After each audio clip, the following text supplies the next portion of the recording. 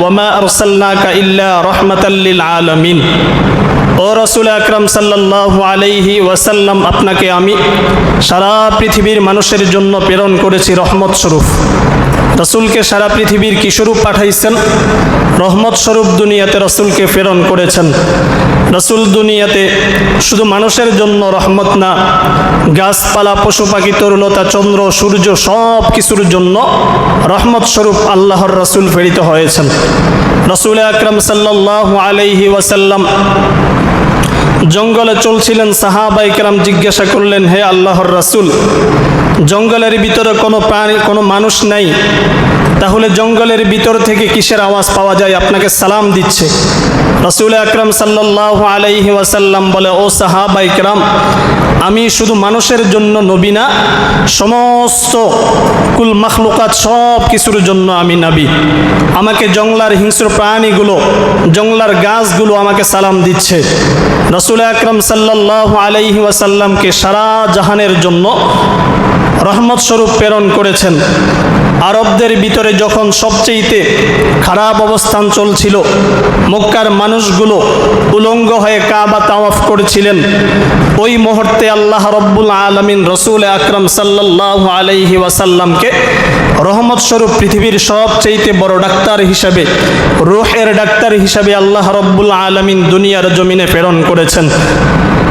তখন মক্কার কাফেরগুলো উলঙ্গ হয়ে নারী পুরুষ একাত্রে কাবা তাওয়াফ করতেন। ওই খারাপ মুহূর্তে আল্লাহ রব্বুল আলামিন সবচেয়ে বড় ডাক্তার হিসাবে আল্লাহ রব্বুল আলামিন রসুলকে প্রেরণ করেছেন। সবাই রসুলের আদর্শ দেখে, রসুলের উত্তম চরিত্র দেখে সবাই রসুলকে আল আমিন নামে আখ্যায়িত করেছিলেন। মক্কার কাফেররা যখন কাবাকে পুনর্নির্মাণ করতেছিলেন, পুনর্নির্মাণের জন্য সবাই সিদ্ধান্ত করলো সব গোত্র থেকে এক এক দিন এক এক মানুষ কাজ করবে। যখন হজরে আসওয়াদ পর্যন্ত কাজ হয়ে গেছে, হজরে আসওয়াদকে স্থানে নিয়ে বসানোকে নিয়ে এই গুরুত্বপূর্ণ কাজটা কেউ ছাড়তে চায় না, সকলেই চায় এই গুরুত্বপূর্ণ কাজের মধ্যে যাতে সকলেই অংশগ্রহণ হয়। এ নিয়ে মক্কার কাফেরদের ভিতরে মারামারি হচ্ছিল, যুদ্ধ বিগ্রহ হওয়ার উপক্রম হয়ে গেছে। তখন সকলেই পরামর্শ করলো দারুন নাদওয়ার ভিতরে বসে আগামীকাল সকালবেলায় মসজিদের দরজা দিয়ে যেই ব্যক্তি সর্বপ্রথম মসজিদের ভিতরে প্রবেশ করবে, ওই ব্যক্তি যেই ফয়সালা দিবে, ওই ফয়সালার উপরে আমরা সকলেই কাজ করব, কোনো যুদ্ধ বিগ্রহের দরকার নাই। পরদিন সকালবেলা রাসূল আকরাম সাল্লাল্লাহু আলাইহি ওয়াসাল্লাম মসজিদের দরজা দিয়ে সর্বপ্রথম প্রবেশ করেছিলেন। সকলেই সমস্বরে বলেছিলেন, ইনি তো আল আমিন, বিশ্বাসী, তাকে আমরা সকলেই এক বাক্যে মেনে নিব। সে যেই পরামর্শ দেখ, যেই দিক নির্দেশনা দেখ না কেন, আমরা তাকে কোনো দ্বিধাদ্বন্দ্ব ছাড়া মেনে নিব। রাসূল আকরাম সাল্লাল্লাহু আলাইহি ওয়াসাল্লাম বললেন, সকল গোত্র থেকে একজন করে যুবক দাঁড়িয়ে যাও, একটা চাদর বিছিয়ে দাও। চাদর বিছিয়ে দেওয়ার পরে হজরে আসওয়াদকে রাসূল আকরাম সাল্লাল্লাহু আলাইহি ওয়াসাল্লাম চাদরের উপরে নিয়ে রাখলেন। সব গোত্রের যুবকগুলো চাদরটাকে ধরে কাবা চত্বরে নিয়ে গেলেন। রাসূল আকরাম সাল্লাল্লাহু আলাইহি ওয়াসাল্লাম হজরে আসওয়াদটাকে ধরে যথাস্থানে রেখে দিলেন। কোনো বাধা, কোনো যুদ্ধ হয় নাই, কোনো বিগ্রহ হয় নাই। রাসূল আকরাম সাল্লাল্লাহু আলাইহি ওয়াসাল্লামকে আল আমিন মানার কারণে, আল আমিন হিসাবে বিশ্বাস করার কারণে সকলেই রাসূল আকরাম সাল্লাল্লাহু আলাইহি ওয়াসাল্লামের পরামর্শকে এক বাক্যে সকলেই মেনে নিয়েছিলেন। এখনো পর্যন্ত রাসূল নবী হন নাই, নবুয়ত এখনো রাসূল আকরাম সাল্লাল্লাহু আলাইহি ওয়াসাল্লামকে দেন নাই। সকলেই রাসূলকে আল আমিন জানতেন। যখনই রাসূল আকরাম সাল্লাল্লাহু আলাইহি ওয়াসাল্লাম দিনের দাওয়াত নিয়ে আসছেন, যখনই সবাইকে দাওয়াত দিচ্ছেন, এক আল্লাহর দিকে আসো, আল্লাহ রব্বুল আলামিনকে বিশ্বাস করো, পরকালে তোমাদেরকে আল্লাহ রব্বুল আলামিনের সামনে দণ্ডায়মান হতে হবে, আল্লাহ রব্বুল আলামিনের সামনে দাঁড়াইয়া হিসাব নিকাশ দিতে হবে, তখনই সবাই রাসূল আকরাম সাল্লাল্লাহু আলাইহি ওয়াসাল্লামের বিরোধিতায় মেতে উঠছিলেন। রাসূল আকরাম সাল্লাল্লাহু আলাইহি ওয়াসাল্লাম সাফার উপরে গিয়ে ডাক দিছেন, অমুক গোত্র আসো, অমুক গোত্র আসো, আমি তোমাদেরকে একটা সুসংবাদ দেব। তখন সবাই একত্রিত হওয়ার পরে রাসূল বললেন, আমি যদি বলি একদল লুটেরা তোমাদের ঘর বাড়ি লুটপাট করার জন্য আসছেন, তোমরা বিশ্বাস করবে? সকলেই সমস্বরে বলেছিলেন হ্যাঁ। রাসূল আকরাম সাল্লাল্লাহু আলাইহি ওয়াসাল্লাম মুহাম্মদ আল আমিন বলবে আমরা বিশ্বাস করব না, তা হতে পারে না।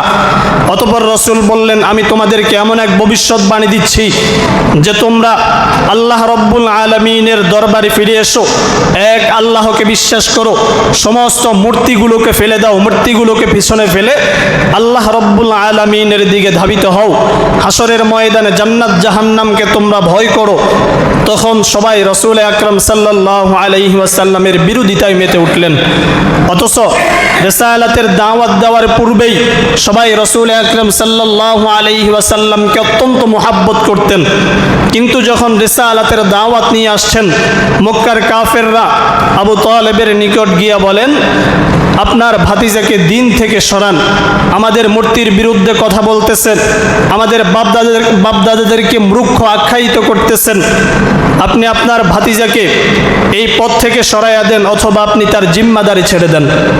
যদি আপনি তার জিম্মাদারি না ছাড়েন তাহলে আপনার সাথে আমরা যুদ্ধ করব। আবু তালেব সুন্দর করে বুঝাইয়া দিলেন, যাও আমি রাসূলকে বারণ করব। রাসূল আকরাম সাল্লাল্লাহু আলাইহি ওয়াসাল্লাম তারপরেও দ্বীনের দাওয়াত থেকে সরেন নাই। রাসূল আকরাম সাল্লাল্লাহু আলাইহি ওয়াসাল্লাম মানুষের দ্বারে দ্বারে মূর্তির কথা বলছিলেন, এই মূর্তিগুলো তোমাদেরকে খাওয়া দিবে না, এই মূর্তিগুলো তোমাদের খোদা হতে পারে না। যেই মূর্তি নিজে খাইতে পারে না, যেই মূর্তি নিজে চলতে পারে না, সে কোনোদিন খোদা হতে পারে না, সেই কোনোদিন আল্লাহ হতে পারে না। মক্কার কাফেররা আরো পাগল হয়ে গেছেন। আবু তালেবের নিকট গিয়া বলতেছেন, তোমার ভাতিজাকে ফিরাও, নতবা আমরা তোমাদের সাথে বনু হাশিম এবং বনু কুরাইশের সাথে আমরা যুদ্ধের প্রস্তুতি নিচ্ছি।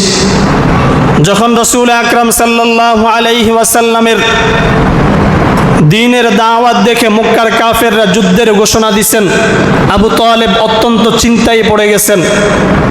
কি করা যায়? রাসূল আকরাম সাল্লাল্লাহু আলাইহি ওয়াসাল্লামকে নিয়ে বসছেন, ডাক দিছেন, ভাতিজা, মক্কার কাফেররা তোমার সাথে যুদ্ধের ঘোষণা দিয়ে দিছে, যদি তোমার দায়িত্ব আমরা ছেড়ে না দেই, আমাদের সাথে মক্কার বড় বড় কাফেররা যুদ্ধে প্রস্তুত হবে, যুদ্ধের জন্য প্রস্তুতি নিচ্ছে। রাসূল আকরাম সাল্লাল্লাহু আলাইহি ওয়াসাল্লাম চোখের পানি ছেড়ে দিছেন আর বলে, ও চাচা, শুধু আপনি না, সমস্ত মানুষ যদি আমার দায়িত্ব ছেড়ে দেয়, আমার পথ থেকে সরে যায়, আমার দেখাশোনা না করে, তারপরেও আমি বিন্দু মাত্র ইসলাম থেকে সরব না, আল্লাহ রব্বুল আলামিনের পথে ডাকা থেকে আমি এক চুল পরিমাণও সরব না।